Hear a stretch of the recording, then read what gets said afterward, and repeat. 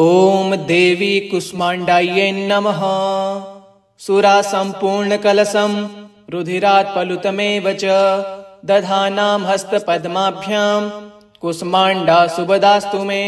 या देवी सर्वभूतेषु मां कुष्माण्डा रूपेण संस्थिता। नमस्तस्यै नमस्तस्यै नमस्तस्यै नमो नमः। वन्दे वाञ्छितकामार्थे चन्द्रार्धकृतशेखरां सिंहरूढा अष्टभुजा कुष्माण्डा यशस्विनीं भास्वरभानुनिभाम् अनाहतिस्थितां चतुर्थदुर्गा त्रिनेत्रां कमण्डलुचापबाणपद्म सुधाकलशचक्रगदाजपवटीधरां पाटम्बरपरिधानां कमनीयां मृदुहास्या नानालङ्कारभूषितां मञ्जीरहारकेयूरकिङ्किणी रत्नकुण्डलमण्डितां प्रफुल्लवन्दनां चारुचिबुकां कान्तकपोलां तुगमकुचां कोमलाङ्गी स्मेर्मुखी श्रीकटी निम्रनाभिनितम्बनीं दुर्गतिनाशनी त्वं हि दरिद्रादिविनाशनीं जयदा धनदा कुष्माण्डे प्रणमाम्यहम्। जगन्माता जगत्कर्त्री जगदाधाररूपिणीं चराचरेश्वरी कुष्माण्डे प्रणमाम्यहम्। त्रैलोक्यसुन्दरी त्वं हि दुःखशोकनिवारिणीं परमानन्दमयी कुष्माण्डे प्रणमाम्यहम्। हसरे मे शिर पातु कुष्माण्डे भवनाशिनीं हसलङ्करीं नेत्रे हसरोष्यललाटकं कौमारी पातु सर्वगात्रे वाराही उत्तरे तथा पूर्वे पातु वैष्णवी इन्द्राणी दक्षिणे मम। दिग्विदिषु सर्वत्रैव कुम्भीजं सर्वदावतु। सुरा सम्पूर्णकलशं रुधिरात् पलुतमेव च दधानां हस्तपद्माभ्यां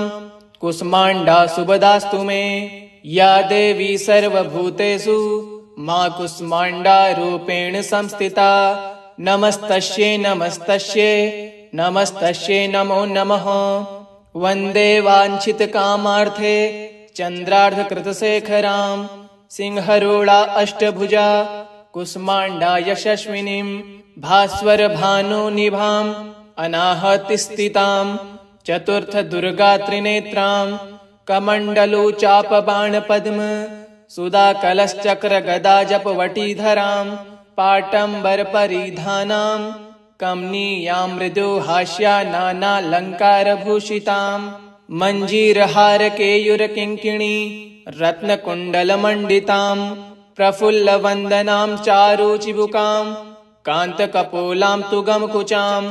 कोमलाङ्गी स्मेर्मुखी श्रीकटी निम्रनाभिनितम्बनीं दुर्गतिनाशनी त्वं हि दरिद्रादिविनाशनीं जयदा धनदा कुष्माण्डे प्रणमाम्यहम्। जगन्माता जगत्कर्त्री जगदाधाररूपिणीं चराचरेश्वरी कुष्माण्डे प्रणमाम्यहम्। त्रैलोक्यसुन्दरी त्वं हि दुःखशोकनिवारिणीं परमानन्दमयी कुष्माण्डे प्रणमाम्यहम्। हसरे मे शिर पातु कुष्माण्डे भवनाशिनीं हसलङ्करीं नेत्रे हसरोष्यललाटकं कौमारी पातु सर्वगात्रे वाराही उत्तरे तथा पूर्वे पातु वैष्णवी इन्द्राणी दक्षिणे मम। दिग्विदिषु सर्वत्रैव कुम्भीजं सर्वदावतु। सुरा सम्पूर्णकलशं रुधिरात् पलुतमेव च दधानां हस्तपद्माभ्यां कुष्माण्डा सुभदास्तु मे। या देवी सर्वभूतेषु मां कुष्माण्डा रूपेण संस्थिता। नमस्तस्यै नमस्तस्यै नमस्तस्यै नमो नमः। वन्दे वाञ्छितकामार्थे चन्द्रार्धकृतशेखरां सिंहरूढा अष्टभुजा कुष्माण्डा यशस्विनीं भास्वरभानुनिभाम् अनाहतिस्थितां चतुर्थदुर्गा त्रिनेत्रां कमण्डलुचापबाणपद्म सुधाकलशचक्रगदाजपवटीधरां पाटम्बरपरिधानां कमनीयां मृदुहास्या नानालङ्कारभूषितां मञ्जीरहारकेयूरकिङ्किणी रत्नकुण्डलमण्डिताम् प्रफुल्लवन्दनां चारुचिबुकाम् कान्तकपोलां तु गमकुचाम् कोमलाङ्गी स्मेर्मुखी श्रीकटी निम्रनाभिनितम्बनीम् दुर्गतिनाशनी त्वं हि दरिद्रादिविनाशनीम् जयदा धनदा कुसुमाण्डे प्रणमाम्यहम् जगन्माता जगत्कर्त्री जगदाधाररूपिणीम् चराचरेश्वरी कुसुमाण्डे प्रणमाम्यहम् त्रैलोक्यसुन्दरी त्वं हि दुःखशोकनिवारिणीम् परमानन्दमयी कुसुमाण्डे प्रणमाम्यहम् हसरे मे सिर पातु कुसुमाण्डे भवनाशिनीम् हसलङ्करीं नेत्रे हसरोष्य ललाटकम् कौमारी पातु सर्वगात्रे वाराही उत्तरे तथा पूर्वे पातु वैष्णवी इन्द्राणी दक्षिणे मम दिग्विदिषु सर्वत्रैव कुम्भीजं सर्वदावतु सुरा सम्पूर्णकलशं रुधिरात् पलुतमेव च दधानां हस्तपद्माभ्यां कुसुमाण्डा सुभदास्तु मे या देवी सर्वभूतेषु मा कुसुमाण्डा रूपेण संस्थिता नमस्तस्यै नमस्तस्यै नमस्तस्यै नमो नमः वन्दे वाञ्छितकामार्थे चन्द्रार्धकृतशेखरां सिंहरूढा अष्टभुजा कुसुमाण्डा यशस्विनीं भास्वरभानुनिभां अनाहतिस्थितां चतुर्थदुर्गात्रिनेत्रां कमण्डलुचापबाणपद्म सुधाकलशचक्रगदाजपवटीधरां पाटम्बरपरिधानां कमनीयां मृदुहास्या नानालङ्कारभूषितां मञ्जीरहारकेयूरकिङ्किणी रत्नकुण्डलमण्डितां प्रफुल्लवन्दनां चारुचिबुकां कान्तकपोलां तु गमकुचां कोमलाङ्गी स्मेर्मुखी श्रीकटी निम्रनाभिनितम्बनीं दुर्गतिनाशनी त्वं हि दरिद्रादिविनाशनीं जयदा धनदा कुसुमाण्डे प्रणमाम्यहम् जगन्माता जगत्कर्त्री जगदाधाररूपिणीम् चराचरेश्वरी कुसुमाण्डे प्रणमाम्यहम् त्रैलोक्यसुन्दरी त्वं हि दुःखशोकनिवारिणीम् परमानन्दमयी कुसुमाण्डे प्रणमाम्यहम् हसरे मे सिर पातु कुसुमाण्डे भवनाशिनीम् हसलङ्करीं नेत्रे हसरोष्य ललाटकम् कौमारी पातु सर्वगात्रे वाराही उत्तरे तथा पूर्वे पातु वैष्णवी इन्द्राणी दक्षिणे मम दिग्विदिषु सर्वत्रैव कुम्भीजं सर्वदावतु सुरा सम्पूर्णकलशं रुधिरात् पलुतमेव च दधानां हस्तपद्माभ्यां कुसुमाण्डा सुभदास्तु मे या देवी सर्वभूतेषु मा कुसुमाण्डा रूपेण संस्थिता नमस्तस्यै नमस्तस्यै नमस्तस्यै नमो नमः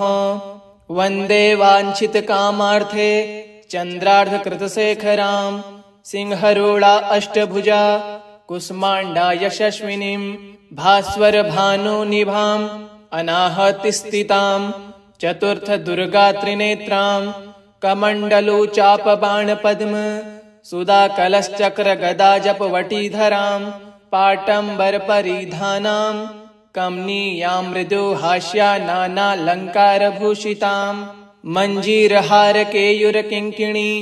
रत्नकुण्डलमण्डितां प्रफुल्लवन्दनां चारुचिबुकां कान्तकपोलां तु गमकुचां कोमलाङ्गी स्मेर्मुखी श्रीकटी निम्रनाभिनितम्बनीं दुर्गतिनाशनी त्वं हि दरिद्रादिविनाशनीं जयदा धनदा कुसुमाण्डे प्रणमाम्यहम् जगन्माता जगत्कर्त्री जगदाधाररूपिणीं चराचरेश्वरी कुसुमाण्डे प्रणमाम्यहम् त्रैलोक्यसुन्दरी त्वं हि दुःखशोकनिवारिणीम् परमानन्दमयी कुसुमाण्डे प्रणमाम्यहम्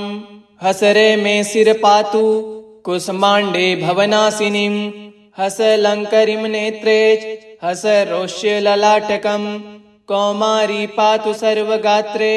वाराही उत्तरे तथा पूर्वे पातु वैष्णवी इन्द्राणी दक्षिणे मम दिग्विदिषु सर्वत्रैव कुम्बीजं सर्वदावतु सुरा सम्पूर्णकलशं रुधिरात् पलुतमेव च दधानां हस्तपद्माभ्यां कुष्माण्डा सुभदास्तु मे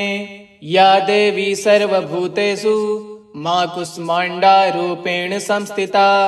नमस्तस्यै नमस्तस्यै नमस्तस्यै नमो नमः वन्दे वाञ्छितकामार्थे चन्द्रार्धकृतशेखरां सिंहरूढा अष्टभुजा कुष्माण्डा यशस्विनीं भास्वरभानुनिभां अनाहतिस्थितां चतुर्थदुर्गात्रिनेत्रां कमण्डलुचापबाणपद्म सुधाकलशचक्रगदाजपवटीधरां पाटम्बरपरिधानां कमनीयां मृदुहास्या नानालङ्कारभूषितां मञ्जीरहारकेयूरकिङ्किणी रत्नकुण्डलमण्डितां प्रफुल्लवन्दनां चारुचिबुकां कान्तकपोलां तुगमकुचां कोमलाङ्गी स्मेर्मुखी श्रीकटी निम्रनाभिनितम्बनीं दुर्गतिनाशनी त्वं हि दरिद्रादिविनाशनीं जयदा धनदा कुष्माण्डे प्रणमाम्यहं जगन्माता जगत्कर्त्री जगदाधाररूपिणीं चराचरेश्वरी कुष्माण्डे प्रणमाम्यहं त्रैलोक्यसुन्दरी त्वं हि दुःखशोकनिवारिणीं परमानन्दमयी कुष्माण्डे प्रणमाम्यहं हसरे मे शिर पातु कुष्माण्डे भवनाशिनीं हसलङ्करीं नेत्रे हसरोष्यललाटकं कौमारी पातु सर्वगात्रे वाराही उत्तरे तथा पूर्वे पातु वैष्णवी इन्द्राणी दक्षिणे मम दिग्विदिषु सर्वत्रैव कुम्बीजं सर्वदावतु सुरा सम्पूर्णकलशं रुधिरात् पलुतमेव च दधानां हस्तपद्माभ्यां कुष्माण्डा सुभदास्तु मे या देवी सर्वभूतेषु मा कुष्माण्डा रूपेण संस्थिता नमस्तस्यै नमस्तस्यै नमस्तस्यै नमो नमः वन्दे वाञ्छितकामार्थे चन्द्रार्धकृतशेखरां सिंहरूढा अष्टभुजा कुष्माण्डा यशस्विनीं भास्वरभानुनिभां अनाहतिस्थितां चतुर्थदुर्गात्रिनेत्रां कमण्डलुचापबाणपद्म सुधाकलशचक्रगदाजपवटीधरां पाटम्बरपरिधानां कमनीयां मृदुहास्या नानालङ्कारभूषितां मञ्जीरहारकेयूरकिङ्किणी रत्नकुण्डलमण्डितां प्रफुल्लवन्दनां चारुचिबुकां कान्तकपोलां तुगमकुचां कोमलाङ्गी स्मेर्मुखी श्रीकटी निम्रनाभिनितम्बनीं दुर्गतिनाशनी त्वं हि दरिद्रादिविनाशनीं जयदा धनदा कुष्माण्डे प्रणमाम्यहं जगन्माता जगत्कर्त्री जगदाधाररूपिणीं चराचरेश्वरी कुष्माण्डे प्रणमाम्यहं त्रैलोक्यसुन्दरी त्वं हि दुःखशोकनिवारिणीं परमानन्दमयी कुष्माण्डे प्रणमाम्यहं हसरे मे शिर पातु कुष्माण्डे भवनाशिनीं हसलङ्करीं नेत्रे हसरोष्यललाटकं कौमारी पातु सर्वगात्रे वाराही उत्तरे तथा पूर्वे पातु वैष्णवी इन्द्राणी दक्षिणे मम दिग्विदिषु सर्वत्रैव कुम्बीजं सर्वदावतु सुरा सम्पूर्णकलशं रुधिरात् पलुतमेव च दधानां हस्तपद्माभ्यां कुष्माण्डा सुभदास्तु मे या देवी सर्वभूतेषु मा कुष्माण्डा रूपेण संस्थिता नमस्तस्यै नमस्तस्यै नमस्तस्यै नमो नमः वन्दे वाञ्छितकामार्थे चन्द्रार्धकृतशेखरां सिंहरूढा अष्टभुजा कुष्माण्डा यशस्विनीं भास्वरभानुनिभां अनाहतिस्थितां चतुर्थदुर्गात्रिनेत्रां कमण्डलुचापबाणपद्म सुधाकलश्चक्रगदाजपवटीधरां पाटम्बरपरिधानां कमनीयां मृदुहास्या नानालङ्कारभूषितां मञ्जीरहारकेयूरकिङ्किणी रत्नकुण्डलमण्डितां प्रफुल्लवन्दनां चारुचिबुकां कान्तकपोलां तुगमकुचां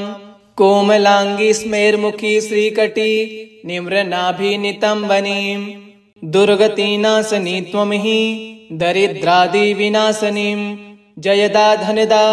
कुसुमाण्डे प्रणमाम्यहं जगन्माता जगत्कर्त्री जगदाधाररूपिणीं चराचरेश्वरी कुसुमाण्डे प्रणमाम्यहं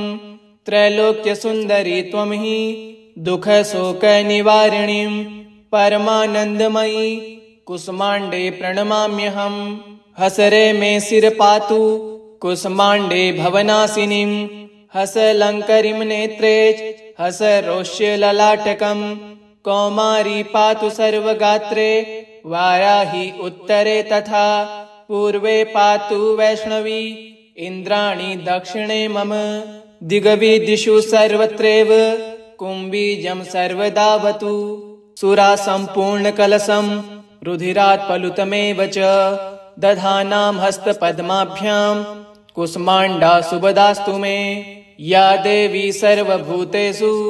मा कुसुमाण्डारूपेण संस्थिता नमस्तस्यै नमस्तस्यै नमस्तस्यै नमो नमः वन्दे वाञ्छितकामार्थे चन्द्रार्धकृतशेखरां सिंहरूढा अष्टभुजा कुसुमाण्डा यशस्विनीं भास्वरभानुनिभाम् अनाहतिस्थितां चतुर्थदुर्गात्रिनेत्रां कमण्डलुचापबाणपद्म सुधाकलश्चक्रगदाजपवटीधरां पाटम्बरपरिधानां कमनीयां मृदुहास्या नानालङ्कारभूषितां मञ्जीरहारकेयूरकिङ्किणी रत्नकुण्डलमण्डितां प्रफुल्लवन्दनां चारुचिबुकां कान्तकपोलां तुगमकुचां कोमलाङ्गी स्मेर्मुखी श्रीकटी निम्रनाभिनितम्बनीं दुर्गतिनाशनी त्वं हि दरिद्रादिविनाशनीं जयदा धनदा कुसुमाण्डे प्रणमाम्यहं जगन्माता जगत्कर्त्री जगदाधाररूपिणीं चराचरेश्वरी कुसुमाण्डे प्रणमाम्यहं त्रैलोक्यसुन्दरी त्वं हि दुःखशोकनिवारिणीं परमानन्दमयी कुसुमाण्डे प्रणमाम्यहं हसरे मे शिर पातु कुसुमाण्डे भवनाशिनीं हसलङ्करीं नेत्रे हसरोष्यललाटकं कौमारी पातु सर्वगात्रे वाराही उत्तरे तथा पूर्वे पातु वैष्णवी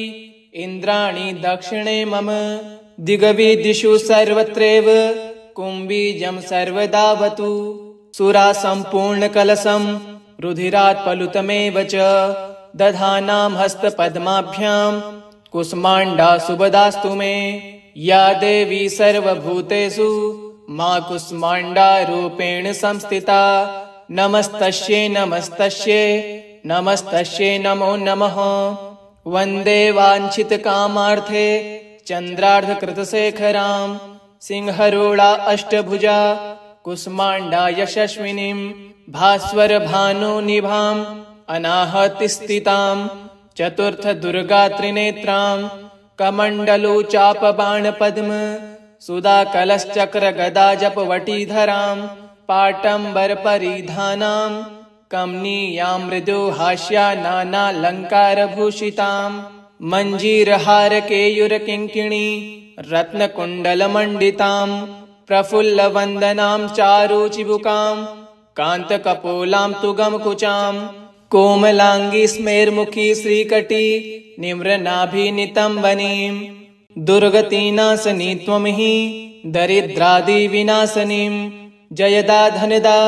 कुसुमाण्डे प्रणमाम्यहं जगन्माता जगत्कर्त्री जगदाधाररूपिणीं चराचरेश्वरी कुसुमाण्डे प्रणमाम्यहं त्रैलोक्यसुन्दरी त्वं हि दुःखशोकनिवारिणीं परमानन्दमयी कुसुमाण्डे प्रणमाम्यहं हसरे मे सिर पातु कुसमाण्डे भवनाशिनीं हसलङ्करीं नेत्रेच हसरोष्य ललाटकम् कौमारी पातु सर्वगात्रे वाराही उत्तरे तथा पूर्वे पातु वैष्णवी इन्द्राणी दक्षिणे मम दिग्विदिषु सर्वत्रैव कुम्भीजं सर्वदावतु सुरा सम्पूर्णकलशं रुधिरात् पलुतमेव च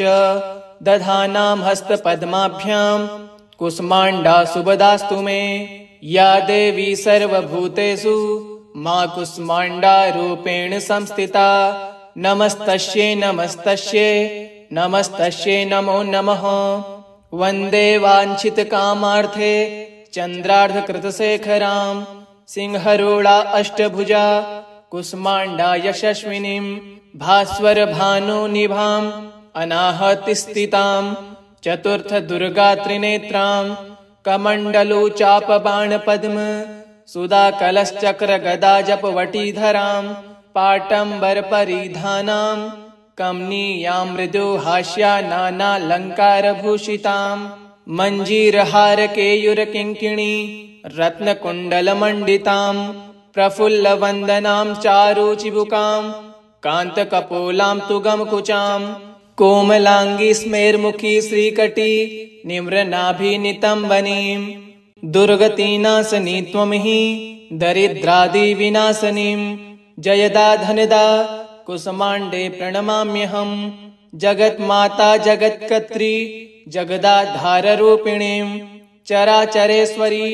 कुष्माण्डे प्रणमाम्यहं त्रैलोक्यसुन्दरी त्वं हि